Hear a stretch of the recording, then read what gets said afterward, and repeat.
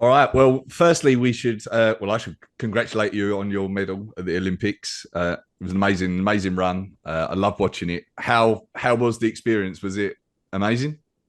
Yeah, it lived up to expectations. I mean, everyone puts the Olympics on this pedestal and biggest sporting event in the world and everything like that. And yeah, it absolutely lived up to what I was expecting. It was a spectacle of an event. So for it to go that well, like yeah, I was so happy. Plus, had it always been like on your radar as something that you wanted to do, or was it? I don't think BMX has always been in the Olympics, has it? So yeah, Not like for me starting BMX, that was never a goal or something I thought I'd end up doing. So it wasn't until really like BMX got announced in the games, and then I knew I was going to be nowhere near ready for Tokyo. At that time, I wasn't a professional BMX rider. I wasn't really competing much. I was doing a lot more social media and content. So after watching, getting up at 4 a.m., watch Tokyo games, Deck and Charlotte absolutely killed it for the UK, and that was like a huge motivation for me to really slide my chips into the games and put a lot of effort into that and start competing more. And it was kind of an unknown qualification process because there was talk of it changing from what it was for Tokyo, and so it was just like right from now I'm going to start competing. I'm going to learn this side of BMX, and I'm going to pretty much put all my eggs in the basket of I want to make it to the games. yeah. What's it been like since getting the medal? Has it been mental? Has the media side of things gone crazy? Yeah, a lot of media. I mean, I saw it happen at Deck and Charlotte, so I knew that was it's part of the games experience. If you do well at the games, you're gonna have this, and this is part of the experience. And it's like honestly, it's almost nice to keep reliving it. You know what I mean? Like I don't want to forget about something I worked for 3 years towards in a couple of weeks because it's done. So yeah, it's been manic being pulled here, there, and everywhere. But like I say, it was part of the experience I was excited for. Yeah, nice. Um, I just wanted to ask what the Olympic Village was like as well. There seems a lot of talk in the media about how crazy it is there and not the best conditions and everything like that. Were you there? What was it like? I was in the village and I thought it was sick. Like I've heard so many people talking down on it and like people talking about the food now, and it's like, man, the food. I thought the food was decent. Like there was so much, like so much choice. You know what I mean? Like there was literally 5 rooms of like different food. There was like world food, French food, Asian cuisine, Caribbean. Then there was like grill, and then there'd always be like a little unhealthy little corner with like pizza. Like I don't know what there was to complain. And as for me as well, it's like I went there being like, I'm gonna be walking around some of the best athletes in the world. You know what I mean? I remember like I managed to bump into Noah Lyles and get a photo. I was sat at one point watching gymnastics with Andy Murray. I saw Chris Hoy in the village. Like there's these other amazing athletes in there. Like I thought it was, and like for me, it was a prime part of the experience. Yeah. That's the type of thing you want to be around, almost, isn't it? Yeah, Like, yeah, yeah, 100%. Like you think of the games, you think of the village. Like I yeah, do. yeah. So, how did you? Can you tell us, like, going back to your youth, how did you get into BMX in the first place? So for me, getting into riding was pure luck, pretty much. I mean, when I was younger, like it was all about going out with your friends on your bikes. You pedal at your mate, see which one of your mates' houses has got all the bikes outside. That's where everyone is, and they weren't BMXs, but right outside of my parents' house is a football field and a small skate park. And as soon as we saw kids, like all the lads in that skate park doing tricks, it was like, right, we're swapping the BMXs out for, we're swapping the bikes out for BMXs at Christmas, and that's what we all did. And like I fell in love with it a lot more than all my friends. Basically, like they enjoyed it, but like not to the level I did. I think the adrenaline side of it, like, and the kind of like work ethic, you don't have that as a kid unless you, like I didn't because I wasn't invested in anything, and my parents would always say like you never put effort into anything until you're on your bike. And like when I was on my bike at the skate park as a kid, I had this uncontainable energy constantly. I could just go all day, and like I just fell in love with it and pretty much spent every waking moment of the day at the skate park after that. Nice. Was it? Do you feel like there was anything? Was it just like a natural love for it? Was there anything in your family that made you fall in love with it, or like what sort of environment did you have at home that encouraged you or discouraged you in any way? I think it was so natural because I mean, like now in riding, I've got to do something really big, really scary, or compete to get that adrenaline rush. You pick up a BMX for the first time, the first trick you do, you're going to get that rush, and like that's exactly what happened. And I started chasing that constantly, and as well, like because the skate park was right outside the house, I remember I was one of the few lads that would be down there in a helmet, and my parents would always get me a white helmet because they could see it from the house, and it was like, right, all the lads have kind of took you under the wing, they're looking out for you. I could stay out a little bit longer if I was at the skate park because they could just come to the door. Right, there's Kieran's at the skate park with Brad or whoever it might have been, one of the older lads at the park that would look out for us, and it's like we know he's fine, we can see him from the front door. When we want him in, we can just whistle. And so it was almost like incentive, like, oh, if I'm just at the skate park, I can stay out a bit longer.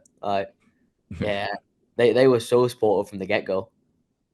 So you never like felt pushed into anything, pushed into like the training for it and everything like that. You've been doing it for years and years and years, but it's always just been like a love for it, is it? Yeah. Seriously, like I said, getting into it as a kid, and as a kid, when it came to competing, like I would never find out about these competitions and stuff like that, and like I would just get a knock on a Saturday morning at my bedroom door. My dad would be like, "Do you want to go Manchester? There's a comp on." And I was like, "Definitely." You know what I mean? Like, and it became a thing that like this circuit of competitions that would go around the UK for kids and amateurs. Like, I made some really good friends, and it was like, "Oh, sick! I'm gonna get to see so and so if we go to that competition." And like that was a massive thing for me, was like the social side of it. I just loved riding my bike, and I loved making friends doing it, and like competing as a kid, like very different to competing as an adult and taking it seriously. You know what I mean? Like it was just so much fun, and yeah, there was never like any push really. You know what I mean? It was just constant support. Like if I wanted to do something, my dad was the first support. I mean, he knows growing up, like you got to, if you want something, you got to work for it. And he was like, he could see I had this motivation and passion. He was like, right, as a kid, you're super passionate. You're clearly quite talented. Like I'm gonna help in any way I can, and that's what he did. Good, good. Did you have a? Do you feel like you had a natural talent for it, or was it just like the natural love turned into talent? I think being a kid, you've got a lot less fear. Like so, I was riding with all the lads. You know what I mean, and like teenagers, and I guess they were a bit more clued up and would actually think of consequences that could happen trying to trick. I was a kid, I didn't care. Like, I hit the ground, I was like rubber, just bounced, and it was like I wasn't bothered about crashing. So I was like, that helped me progress really quickly because I was like, I didn't care about hitting the deck. I was like, and I didn't even cross my mind trying to trick crashing. I was like, I had this like, I guess like unwavering confidence of like, oh, you can do it, I can do it. And then it rarely would it be that easy, but like that was the mentality you have as a kid. And because of that, I progressed really quickly and caught up to the older lads. And it was like, right, I've caught up to these older lads now. They can actually teach me stuff because they can do stuff I can't, or have just recently learned something I'm trying to learn. And yeah, and just because of that, like it just spiraled so quick. Mm. Funny enough, I was going to ask you about that, like the courage needed to do some of them tricks and everything like that. Like, is that just stuck with you, like the sort of no fear type of thing? Like, you do some crazy tricks now. Is there fear before you do that? And if there is, like, what you're telling yourself? What's the internal voice? I think it definitely it it like gets bigger as you get older, as the riding gets more serious, as the tricks get bigger, the consequences can be worse, and you've got a lot more on your mind to think about. Like it gets tougher. You definitely, and it's just like a different kind of fear. And now it's like, I know for me, the tough thing with my riding is like I don't have a good session unless at some point I was scared. Unless at some point I was scared and I got over it and I got that rush. I'm probably gonna feel like unfulfilled when I leave. And so it's like I know that feeling, and for me, it's tell myself about like the victory feeling, like whether it be in the local skate park trying a trick for the first time, or at a competition when I've absolutely got no legs left, my lungs are on fire, and I do that last trick, and like both of those scenarios, that you get that same rush, and so it's like it's just knowing that the fear is worth it. It's like, right, Mm. if I didn't have this fear now, the rush wouldn't be as good. Yeah, yeah. Um, I don't know if you saw, there was a study recently that said that 27% of people think they could be at the LA Olympics if they trained if they trained for it. I'm interested to know your thoughts on that. As someone that's been doing it almost all their life, what's your thoughts on the 27%? Uh, Fair play. That's just Brits in it. Brits just look like just underestimate as well. It's like it was like a running joke we had like at the games, was like asking people like our coaches and stuff like that, like, right, if we said £1 million on the line for you to qualify for LA, what sport are you choosing?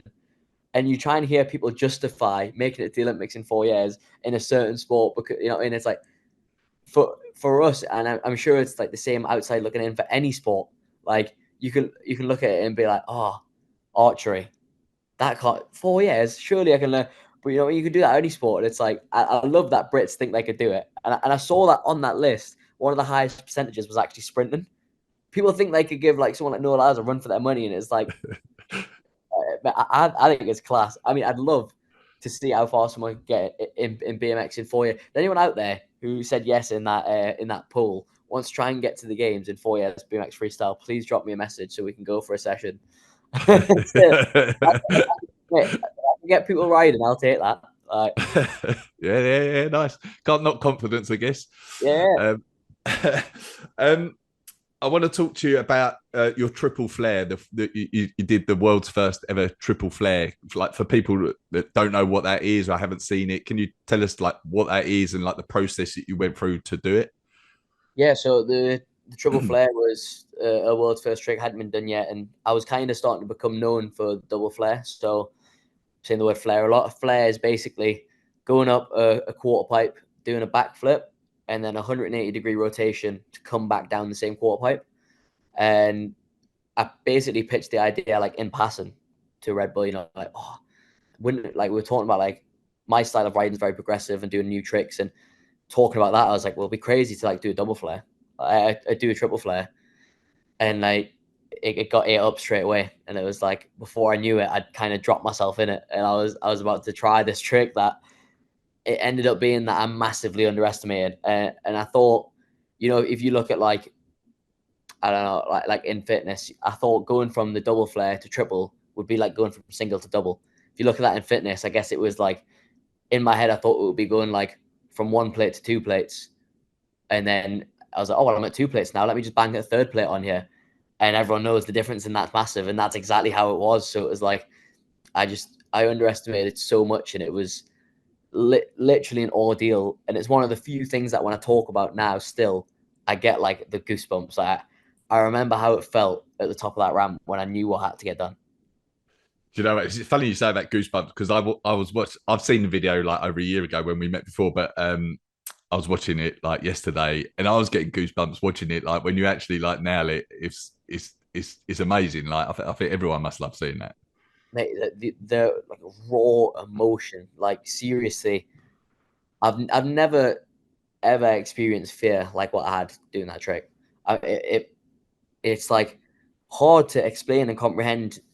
Like it felt like there was a brick wall in front of my front tire. I couldn't move on the roll in, and like I'm up here on this drop in ramp, 20 feet above everyone who's down there waiting for me to go. And it's like they're making the most noise trying. Like I've never experienced anything like it since, and now I use it when I'm learning a new trick, and I think I'm scared.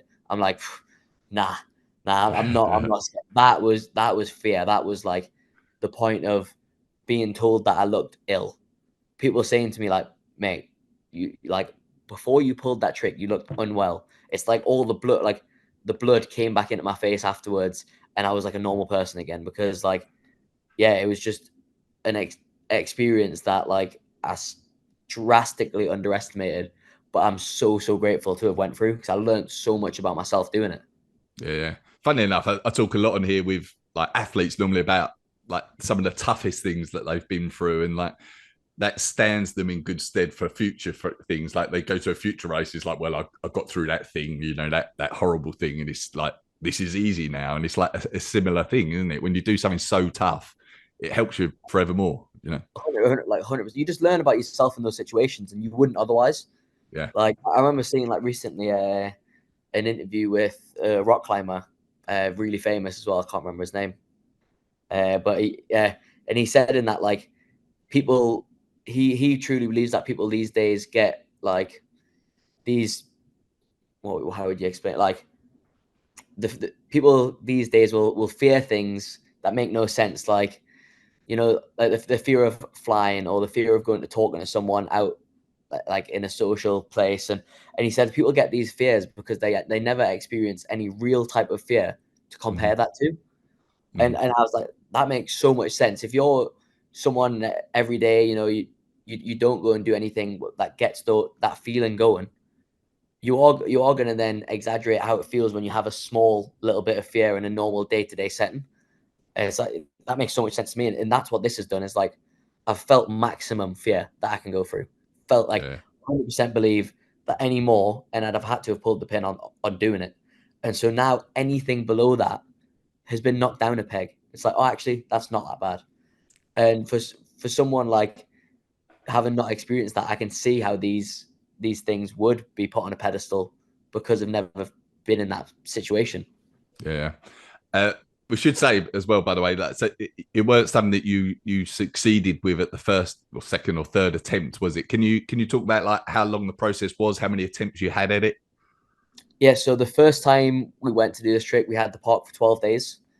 Uh, just barely couldn't get it done in those 12 days. And it was one of those tricks, you know, at the skate park, sometimes I can be trying a trick 30 times, be trying it for 2 hours, and just be going again and again and again. And this trick was like, because of the level of fear, 2 or 3 attempts in, and as well being big crashes because of the size of the trick. It was like 2 or 3 crashes in, your body just shut down. Like, it got to the point where first few attempts I'd be sprinting back up the rolling, like sprinting up the drop-in ramp because I've got so much adrenaline going.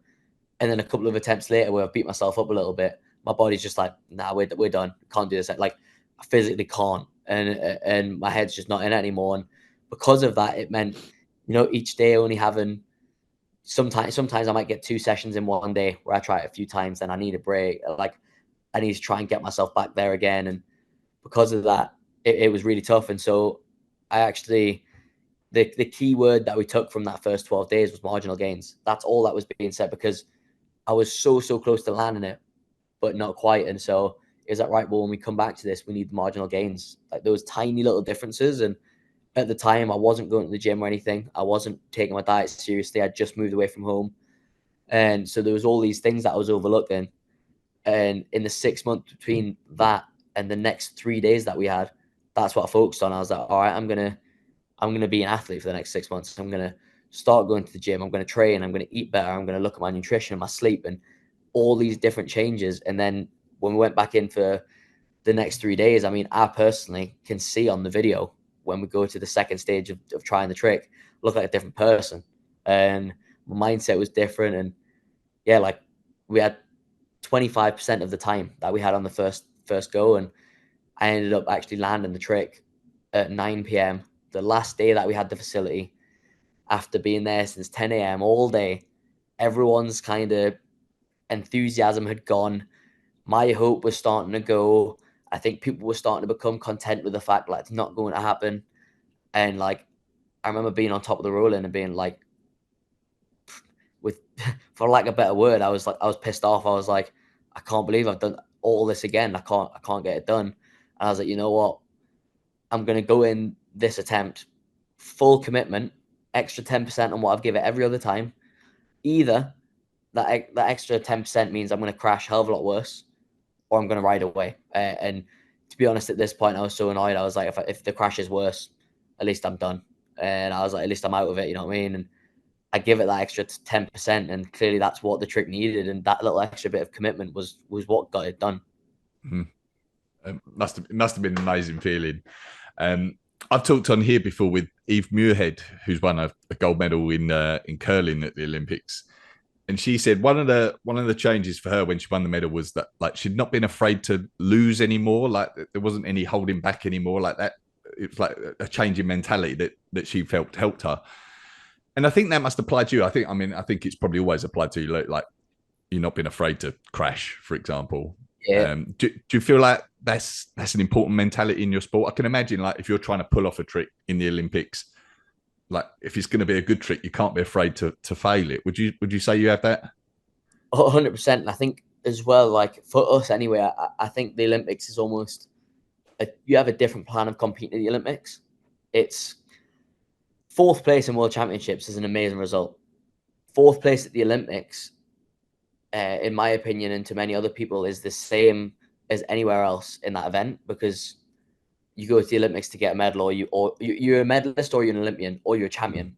You know, Yeah. and I went in. I wanted to be Olympic champion. That was what I had planned, and like, seeing the level and everyone in the same mindset of going for gold, you know, like it's like you're saying is you can't be afraid to take the risks, because if you don't take the risks and you get fourth, are you going to kick yourself more than if you took the risk and crashed? You Mhm. know, like, so yeah, like for me, that was my mindset going in, was I need to leave everything on this course. And even since leaving the games, I mean, it was pretty tough when I first got home. I was kicking myself a lot about small mistakes I made that maybe stopped me from getting gold. And it was like easy to look back and think about those mistakes when I'm fresh and I'm not 55 seconds into a minute run feeling like my legs are on fire and my heart rate's through the roof. It's easy now to be like, why didn't I just do that one more trick?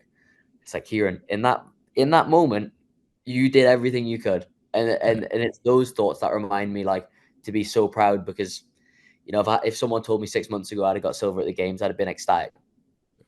Yeah, yeah, yeah.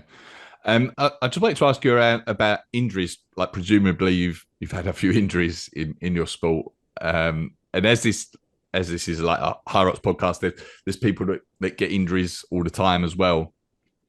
What's been your mentality around those? Like, how do you mentally cope when you're injured and maybe you can't ride and do the things you want? I think for me personally, and I think, you know, I think most athletes would agree with this. I think the biggest fear with injury isn't getting injured; it's the time out of training it costs. And so I found when I have been injured, I've tried to capitalize on the training that I can do that maybe I overlook when I'm riding. So if I'm healthy, I'm riding, I'm going to the gym and training. That's great. That means my fitness is getting, you know, 50%, so to speak, of my attention. If I'm injured and I'm not riding, I'm like, all right, well, this is an opportunity right now to get as fit as physically possible. Like, I don't have to ride and go and, you know, that's so much less mental fatigue. That's so much less risk. It's like, right, 100% of my time can be spent in the gym. You know, say it wasn't long ago I dealt with an ankle injury. I tore some ligaments and things like that. And I was like, all right, well, while I can't use my legs, I'm going to make sure my upper body, my grip strength, everything like this is as fit as it could possibly be, because it's going to get 100% of my attention.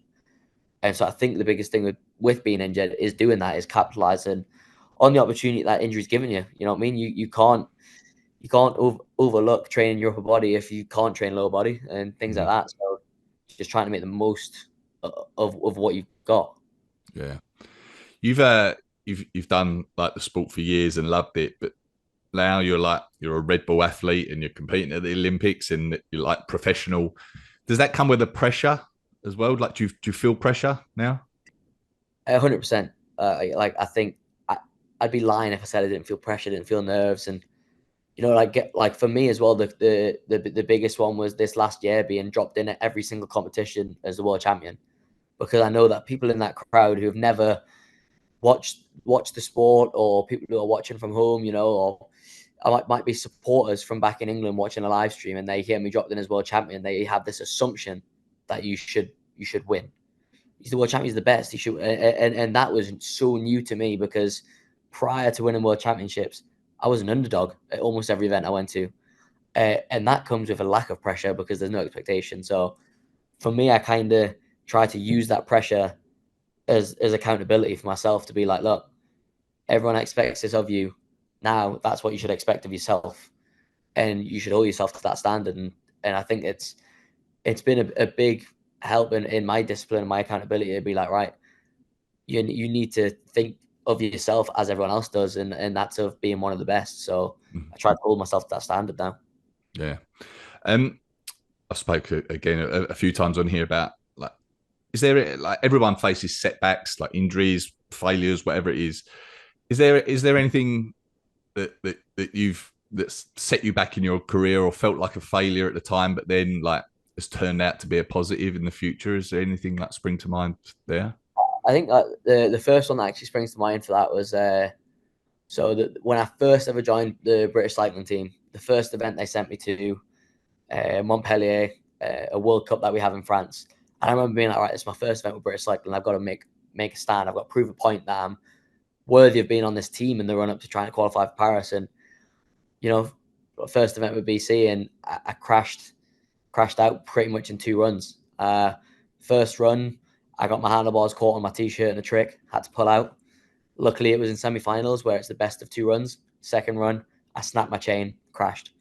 And I was like, all right, well, this is not the fairy tale beginning to my Olympic qualification process I'd hoped for. And I remember that beat me up really like hard, but it was perfect. I couldn't ask for a better thing to happen to me because the next World Cup I went to, I'd worked so hard at home because of how frustrated I was with that, how much that lit the fire.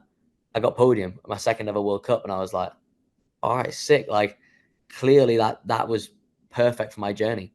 Might not have been ideal in the moment, but it set me up to understand like what the worst that can happen is, and it lit a fire that when I was at home I worked so hard.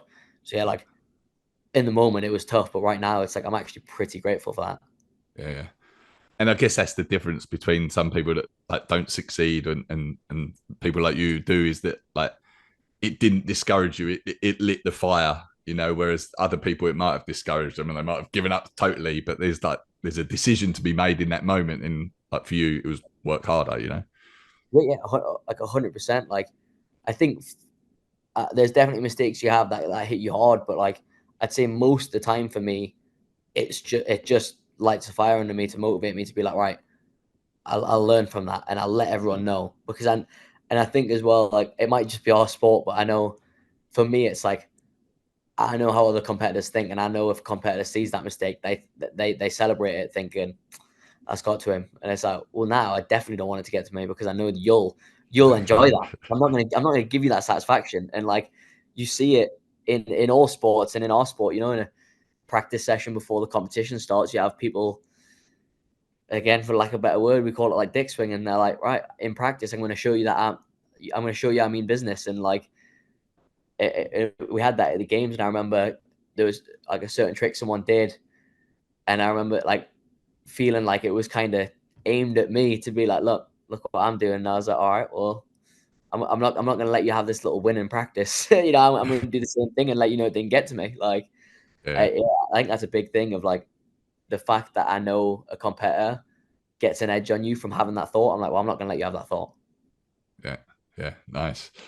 All right. Well, let's talk about HYROX.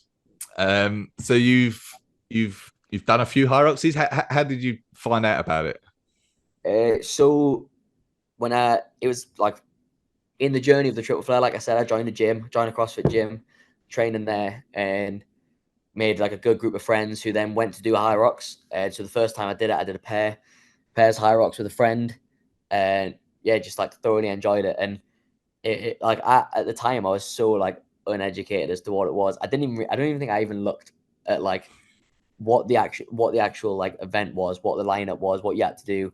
I remember everyone was just so excited about it. I was like, yeah, let's do it. One of my close friends needed a partner. I was like, yeah, mate, let's do it, 100%. Didn't do any specific training for it. Didn't run. I'm not a big runner. Like, and I remember I went there and I kind of just loved like how hard it was. I think I feel like speaking for loads of people, like when you find something, especially if you're like elite in something else and you find something that you're starting from the bottom, it's really hard. Like I found that same rush as what I did from BMX when I finished. Like, you know what I mean? It's like the runner's high or whatever you want to call it. Like I was like, at the end, I was like, that was class. That was hard graft, and I feel sick because like I pushed through it and it was sick. And so I was like, I'm gonna do another, and I went on to do my next one. I did a pair again. We beat our time. That was sick. And then I was like, right, I'm going to do an individual. Like, I want to see how hard I can push myself without relying on anyone else. And I did an individual one. Me and a friend, HYROX sorted that out for us. We started at the same time, so we could go head to head. And like, man, I like thoroughly enjoy it. I mean, when people call me competitive, I always deny it, but like, clearly I'm a competitive person. And I enjoy doing fitness. So it's like, it was perfect for me to do that. And yeah, I've like every time I've been to it, one of them I've thoroughly enjoyed it, and I'm actually hoping to get to the one in October. I haven't done one in a little while, so Okay, awesome. So is it like you mentioned earlier, like when you're 55 seconds into your run and your legs are burning and everything like that? Do you feel like it helps like that? The fitness in HYROX helps you in your BMX? yeah, I think 100%. I mean, like obviously I do a lot of sports specific training, but then it's that thing as well as it it's an outlet for me. I'm training, whether it be perfectly specific or not, I'm gaining fitness and I'm enjoying it, because whilst I'm doing that specific kind of training, it's almost like a hobby. Mm-hmm. Like I'm not thinking about riding. I'm not getting burnt out mentally, because it's like when I'm doing that, I'm enjoying it for a separate reason. Like I'm so lucky, and like I love the fact that like my outlet is that kind of training that I can cut aside from training for riding. And so it's like I can go and do that, and it feels like I'm having a day off. It feels like I'm going and enjoying something with my friends, not training. And so I guess it's like the mindset of it, like being able to do that so frequently, because it is me switching off from my job, you know? Mm-hmm. What's I often ask on here, like where your mind goes during a race, like when things are tough and you're at the Burpee broad jumps and it's hurting. What do you think of to try and get you through that? Uh, I think when I'm doing it personally, like I always try so hard when I'm doing it, like anything in fitness. You know what I mean? Especially when you're doing something like HYROX, where you're competing for a time, and I'm just like, I feel like I'm on myself constantly to know that, like, am I actually in that much pain? Is this actually that bad? You know what I mean? Like, like we were saying earlier about the fear. It's like I've been in some pretty bad holes from workouts, and I'm like, I'll always just think back to that. I'm like, am I as bad as I was then? I'm like, nah, pick it up, like pick it up.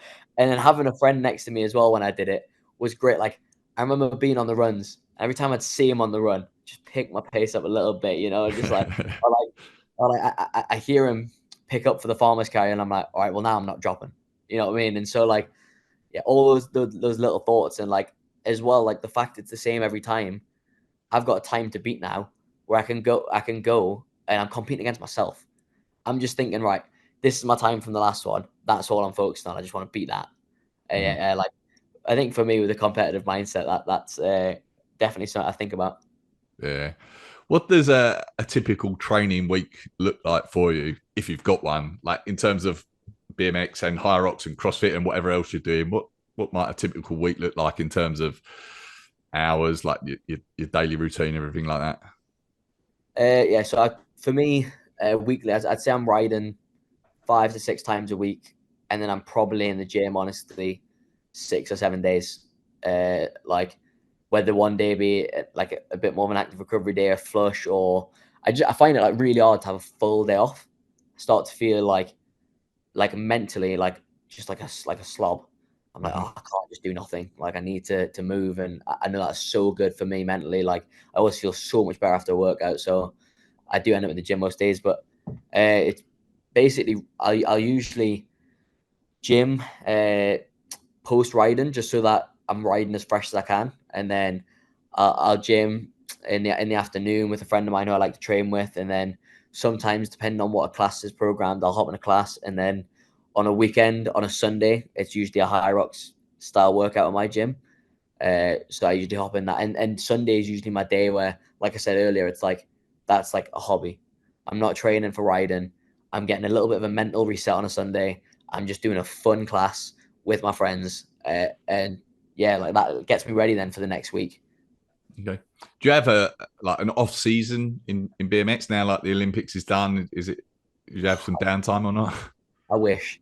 Yeah, our first event this year was a World Cup in February in Japan.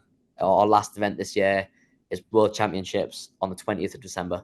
So I think a lot of people in the sport would love to have a season and have time. And I think it would actually benefit the progression of the sport, because people would have time in the off season to go and learn new things and not just have to constantly stay on top of being consistent. But yeah, I mean, I've just got back from the games. I luckily managed to have like maybe 2 weeks off, if that. I mean, I was pretty much back on the bike like 10 days after. So we got European Championships next month. And going there, I want to defend that jersey. So yeah, not much time off for me after the game, but it's nice. I think you hear a lot about Olympic blues, and so for me, coming back from the Olympics with something to work towards straight away was probably the best thing for the way that I work. Mhm. Yeah, yeah. Um, just a few questions that we like to finish up with on here. So, the first one is, what's the best piece of advice someone's given you or you've discovered while training for either HYROX or BMX? Is there one piece that jumps out? Or I think one of the best thing I've heard for BMX was my dad when I was like a kid.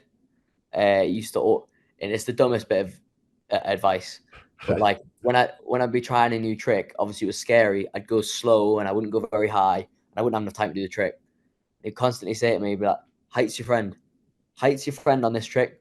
The more height you've got, easier." And like, it's such a dumb piece of advice. I, like literally, whenever I'm learning a new trick now, I'm like, if I go slow, I'm probably gonna crash. I haven't got enough time. Height's my friend. I need to go faster. And it's like, he put this. If he watches this, that'll be the first time he knows that I still think about that. But like, such a dumb bit of advice that I think about all the time. And then the best bit of advice I've had for a HYROX was probably just like someone at the gym, the owner of my gym, Ash, who said, like, I remember I was just about like raw dog with no running, and in our sport, you know, you don't need to run as part of training really. And he was like, mate, you need to run before you do a high. Like I was like, well, it's not actually that much running. Like 1K run could like be in a workout, you know what I mean? And he's like, yes, you add it up, that's 8 kilometers of running. Look at the best people who train HYROX in the world. They're good runners. I was like, yeah, you're right. And I remember when I went into doing it indie, I did do a little bit of a stint of running a few months before, and it like significant difference of how I was able to pace to pace the event. Yeah. How about like advice for anyone young watching this that wants to get into a career in BMX or like just any sort of high performance in sport? Is there anything there? Or send it, literally jump in with 2 feet. Like it, in my opinion, being an athlete is the best career in the world. Like you're doing something that's so good for you physically, has been proven that when you move, it's so good for you mentally. Like, yeah, if you're thinking about getting in any sport, just give it a go. Like, go all chips in, give yourself the chance. Like, as cliche as it sounds, have the self belief. Like, you know, fill yourself with confidence, and yeah, honestly, go for it. I made a big jump to take this risk of going riding full time, and it's the best thing I ever did. So yeah, absolutely pursue that. All in. All in, Um, 100%. how do you want to be remembered in the world of BMX? I would love to be remembered in BMX as a, a dominant rider, a dominant person in competition, have some amazing results. I want to be remembered as someone who is very progressive, with content and competing. I think I put a lot of time and effort into creating amazing content with all my social media channels, and that's something I'm so proud of and excited to be able to do more of now that the games is over. And lastly, it's something I genuinely think is quite important to me. I'd love to be remembered as one of the people who was a pioneer in the fitness side of BMX. I think a lot of the times uh, I've been at events, and something that's given me like a lot of confidence before dropping in is looking around and being like, I'm the fittest at this event. I know I can do more than you 50 seconds into the run.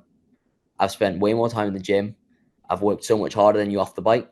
And I think that's something people picked up on, and look at what I'm doing myself. And so, yeah, I'd like to be remembered for that. Mm-hmm. Amazing. And then just one last one: if you could plant like one idea or piece of advice in the mind of like everyone listening right now, and it could be anything, what would it be? When was the last time you rode a bike? Go pick a bike up. I'm telling you now, you take a bike to a skate park, 5 minutes. That's it. You're hooked. One little roll around the corner of a ramp. I've seen it. People's eyes light up, and they're like, "Oh, that rush."